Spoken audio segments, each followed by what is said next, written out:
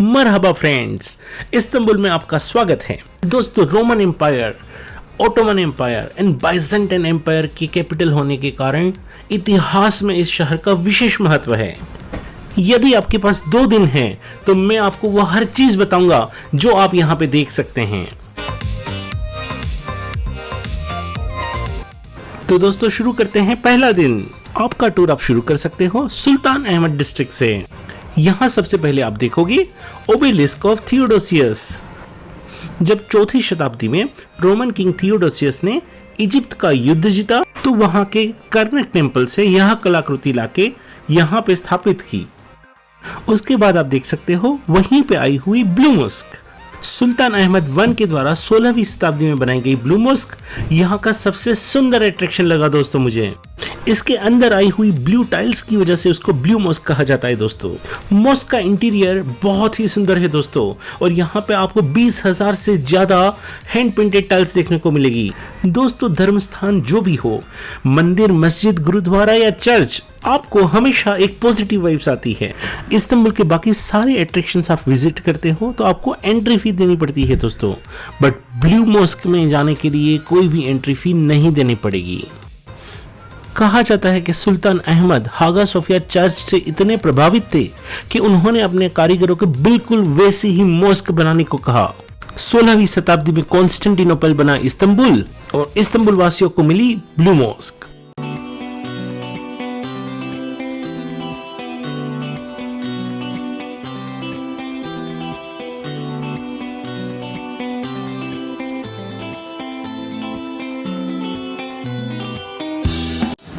हागा Sophia, blue mosque, welcome to Istanbul. तो दोस्तों, blue mosque के बाद आप देखोगे हागा सोफिया। बाइजेंटाइन एम्पायर के किंग जस्टिनियन वन ने 6वीं शताब्दी में आर्किटेक्चर की दुनिया का इतिहास बदल देने वाली दुनिया की सबसे बड़ी हागा सोफिया चर्च का निर्माण किया। यह सच में अद्भुत एंड अद्वितीय है। जब 16वीं शताब्दी में किंग अहमद ने यहाँ पे ओटोमन एम्पायर की नींव रखी, इसको एक मॉस्क में कन्वर्ट किया गया। प्रथम विश्व युद्ध के बाद इसको एक म्यूजियम बनाया गया, और 2020 में तुर्की के राष्ट्रपति एर्दोगन ने इसको वापस एक मॉस्क बनाया। 2023 में वापस इसके फर्स्ट फ्लोर को एज ए म्यूजियम लोगों के लिए ओपन किया गया। तो आप as a tourist first floor पे जा सकते हो एंड देख सकते हो, और यहाँ के लोकल लोग ग्राउंड फ्लोर पे जाके प्रेयर कर सकते हैं। हागा सोफिया देखने के बाद आप नजदीक में आए हुए टर्किश रेस्टोरेंट में लोकल फूड एंजॉय करोगे।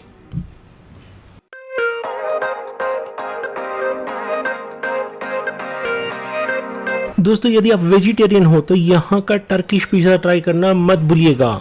इंडिया में जो नान पिज्जा मिलता है वैसा ही होता है टर्किश पिज्जा। आप कोई भी टर्किश रेस्टोरेंट में जाओगे तो आपको टर्किश पिज्जा, राइस, छोले की सब्जी, हमस, पीता ब्रेड एंड और कोई वेजिटेबल सब्जी पक्का मिलेगी। उसके साथ काफी रेस्टोरेंट दाल का सूप भी आपको सर्व करते हैं, and that is really delicious.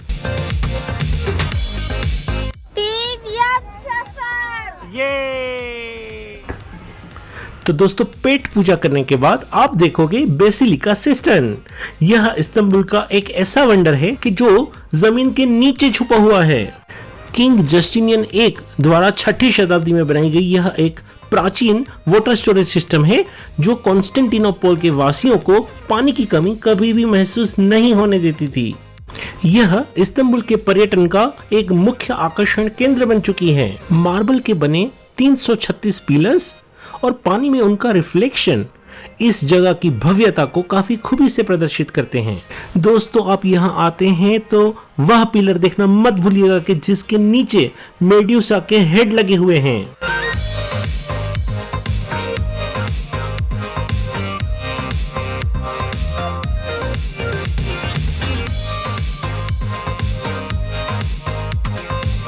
दोस्तों, उसके बाद आप देखोगे बस 200 मीटर की दूरी पे आए हुए टॉपकापी पैलेस को।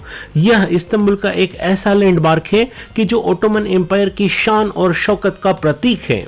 यह पैलेस सुल्तान महमद II ने 15वीं शताब्दी में कॉन्स्टेंटिनोपल जीतने के बाद बनवाया था। अभी आप जो देख रहे हो दोस्तों वो टॉपकापी पैलेस के कैंपस के अंदर आई हुई हागा आयन चर्च है। सुल्तान महमद ने इस चर्च को मॉस्क में कन्वर्ट नहीं किया ताकि जो भी क्रिश्चियंस यहाँ पे आना चाहे आ सके। यह पैलेस ना ही सिर्फ सुल्तान का रेसिडेंस था, बट सुल्तान अपने वजीरों के साथ पूरी ओटोमन एम्पायर को यहीं से चलाते थे।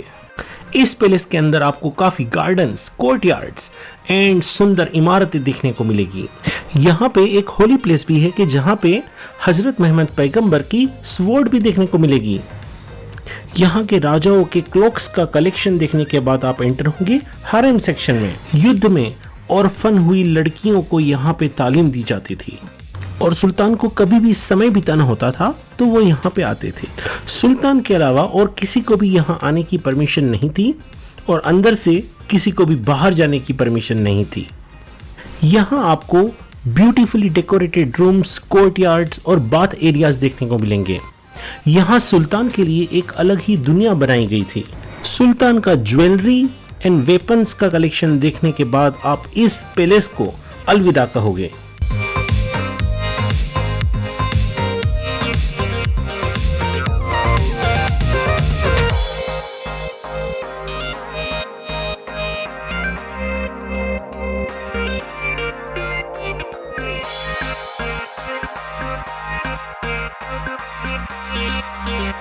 दोस्तों, शाम को आप प्लान कर सकते हो आपकी ट्रिप का सबसे सुंदर अनुभव, बोस्फोरस क्रूज।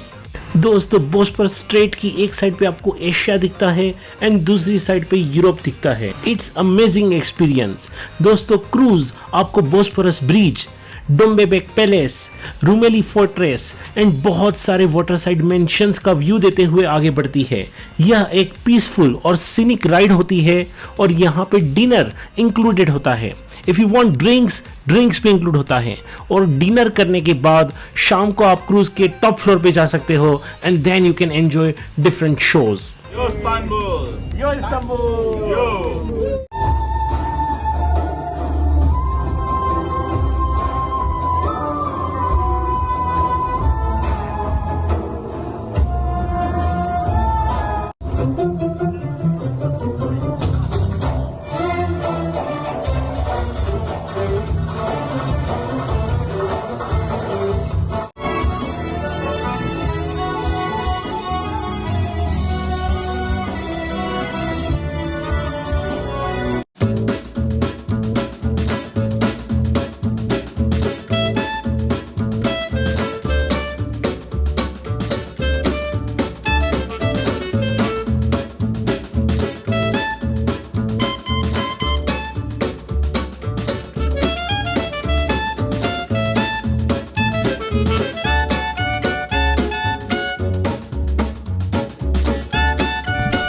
दोस्तों, दूसरे दिन शॉपिंग करने के लिए आप इस्तांबुल के ग्रैंड बाजार एंड स्पाइस बाजार विजिट कर सकते हो एंड उसके बाद इस्तांबुल की मोस्ट ब्यूटीफुल बालात स्ट्रीट देख सकते हो। वर्ल्ड वॉर 2 के पहले यहाँ पे बसी हुई ज्यूइश कम्युनिटी ने यह सुंदर स्ट्रीट बनाई थी। दोस्तों, दोपहर के बाद आप मॉडर्न इस्तांबुल देख सकते हो एंड फूड टूर्स कर सकते हो। Taksim square and Istiklal street are the most happening places in Istanbul. तो दोस्तों, आपको रुकना हो तो I would say do stay near Taksim square. यहाँ से आप गलाटा टावर चलते चलते जा सकते हो and don't forget to try simit with cheese and Nutella. You would just love it guys. Taksim square Istanbul का हार्ट है दोस्तों। जहां तकसीम स्क्वायर पॉलिटिकल रिलीजन सेलिब्रेशंस का केंद्र है, इस्तिकाल स्ट्रीट शॉपिंग का केंद्र है।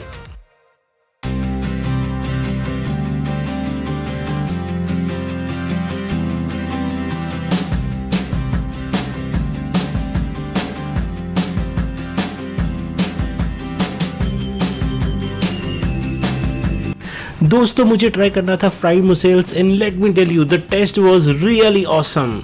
नींबू डाल के उसका जो टेंगी फ्लेवर आता है, it was just yummy. Galata tower पहुंचने में दोस्तों आपको मिनिमम 20 से 25 मिनट लगेंगे।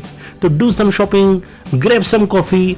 If you want to try boiled corn and सिंगाड़ा, वहां पे वो भी मिलते हैं दोस्तों। Do try some street food while you are in Istanbul.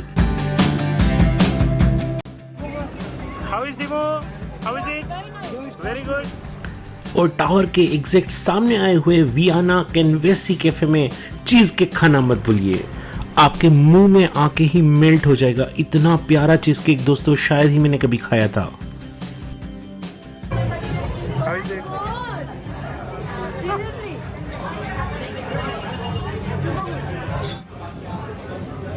Thank you. It was very good. Goodbye, sir.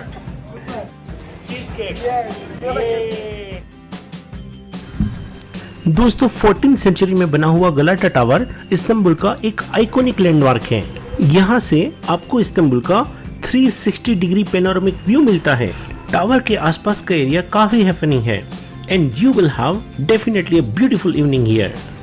And yes, if you are okay to expand more, आप Salt बे के रेस्टोरेंट में भी जा सकते हो। वहां से आप 10 से 15 मिनट का वॉक करके पहुंच जाओगे गलाटा ब्रिज पे।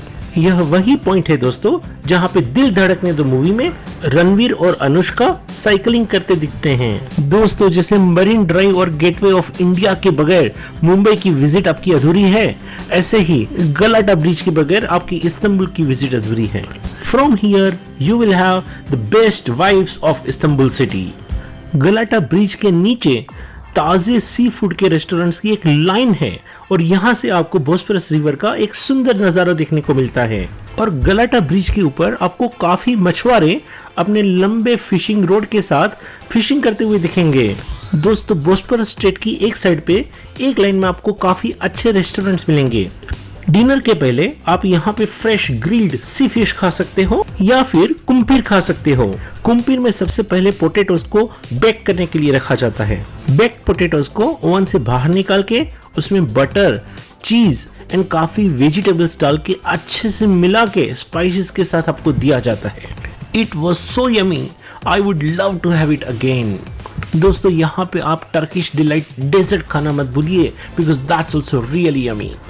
और दोस्तों यदि आपको कॉफी की स्ट्रॉन्ग फ्लेवर पसंद है तो you must try Turkish coffee. Friends, thank you for watching and if you have not yet subscribe to my channel please do subscribe now because next video में मैं आपको ले जाऊंगा कैपेडोकिया, जो नेचुरल रॉक फॉर्मेशन से बनी चिमनीज एंड बलून टूर के लिए पूरी दुनिया में फेमस है।